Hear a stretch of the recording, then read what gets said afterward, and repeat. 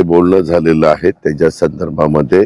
नंतर पाहणी वगैरे सगळं झाल्यानंतर त्याच्याबद्दलची स्पष्ट भूमिका, कारण राम सुतारांनी अनेक पुतळे उभे केलेत, आपल्याला सगळ्यांना माहिती आहे, त्यांना त्याच्यातलं खूप मोठं ज्ञान आहे आणि आता करताना ते इतकं सगळ्या गोष्टी बारकाईनं बघून केल्या जाणार आहेत. त्याच्यामुळे ते त्यांचाही जसं एखादा स्ट्रक्चरल ऑडिटर आल्यानंतर तो त्याचं ऑडिट करेल किंवा काय स्ट्रक्चर ह्याच्यात कुठल्या चुका होत्या का, राम सुतार आल्यानंतर ते त्या ठिकाणी बघतील किंवा पुतळ्यामध्ये जे काही गोष्टी वापरायच्या असतात, ब्रांजचा पुतळा असतो, वेगवेगळ्या धातूंचे पुतळे तयार केले जातात. तर त्याच्यामध्ये आता आपल्याला सगळ्यांना माहिती आहे की पाठीमागे काही वर्षापूर्वी सरदार वल्लभभाई पटेलांचा खूप मोठा पुतळा नर्मदा प्रकल्पाच्या ठिकाणी उभा केला, जगातला सगळ्यात उंच पुतळा म्हणून त्याची ओळख आहे.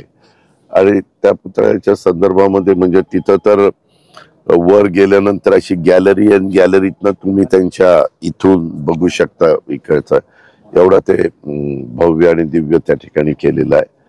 त्याच्यामुळे तिथं पण काय अनुभव आहे, तिथं काय काम झालंय, असं सगळीकडचाच विचार त्या ठिकाणी केला जाईल आणि पुढची पावलं उचलली.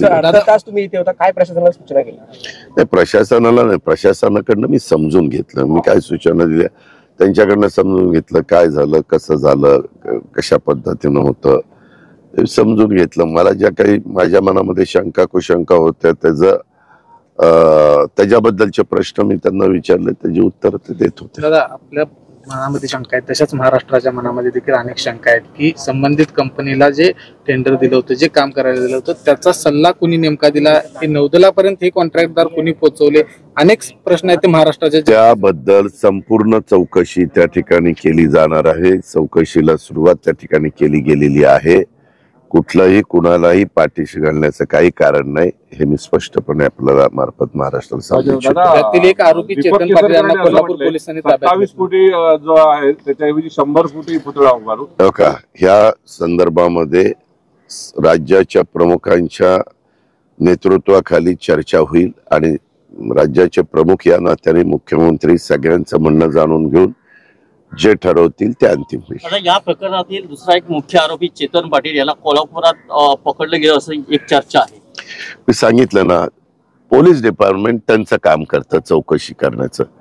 आता चौकशीमध्ये ज्यांना ज्यांना त्यांनी बोलवलं पाहिजे, जे कोणी असतील त्यांना बोलवतात, जे कोणी पसार झालेले आहेत त्यांना शोधतायत आणि त्यांना त्या ठिकाणी ताब्यामध्ये घेऊन त्यांच्याकडनं चौकशी करतात. चौकशी करणाऱ्या व्यक्ती जोपर्यंत आम्हाला रिपोर्ट देत नाही की असं असं आहे, तोपर्यंत आम्ही काय सांगणार आहे. चौकशी तर होऊन दिली पाहिजे ना. चेतन पाटीलला ताब्यात घेतलंय, त्या संदर्भामध्ये हे संपूर्ण पोलीस यंत्रणा आणि बाकीची लोक काम करतात.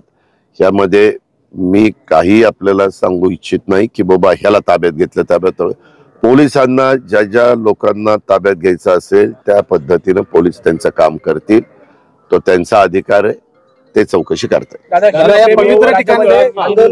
निषेध व्यक्त करायत, काय शिवप्रेमींना आवाहन करा? काय शिवप्रेमी आंदोलन निषेध व्यक्त करतात महाराष्ट्रामध्ये? आम्ही त्यांना सांगितलेलं हे घडताच काम. मी तर महाराष्ट्राच्या 13 कोटी जनतेची माफी मागितली. ह्याच्या संदर्भामध्ये मला हे नेव्हीने केलं, हे पीडब्ल्यूने केलं, हे असल्या वाद घालण्यात आता काही अर्थ नाही. पहिल्यांदा संपूर्णपणे व्यवस्थितपणे चौकशी करून पुन्हा इथं महाराजांचा एक चांगल्या पद्धतीनं भव्य दिव्य अशा पद्धतीनं स्मारक झालं पाहिजे, पुतळा उभा राहायला पाहिजे. त्या प्रकारे तिथं हे त्या प्रकारे सरकारने लक्ष घातलंय. राज्याच्या मुख्यमंत्र्यांनी काल पण बैठक बोलवली, परवा पण बैठक बोलवली, त्यांनी पण काही सूचना दिलेल्या आहेत. काल रात्री माझंही सीएम साहेबांशी बोलणं झालं, त्यावेळेस देवेंद्रजी पण होते.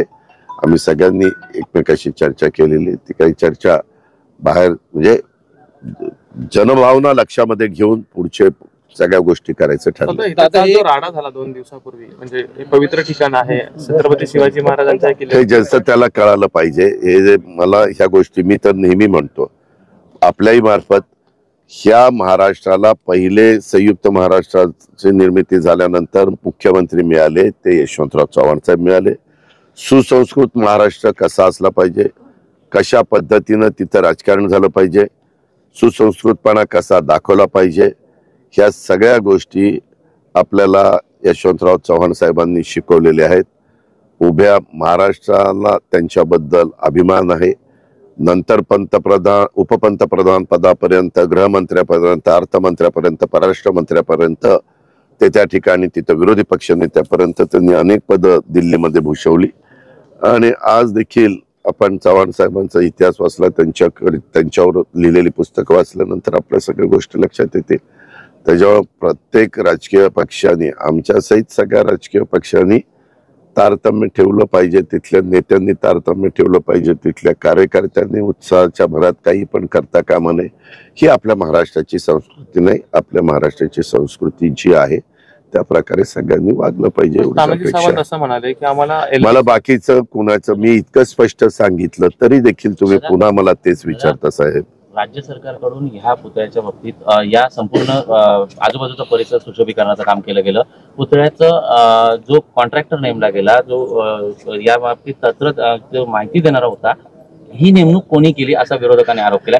त्यामध्ये बांधकाम विभाग आपले हात झटकतोय का असा देखील यामध्ये चौकशी मी पहिल्यांदाच सांगितलं पत्रकार मित्रांनो, मीडियावाल्यांनो, की ह्याबद्दलची संपूर्ण चौकशी बारकाईनं त्या ठिकाणी केली जातीये.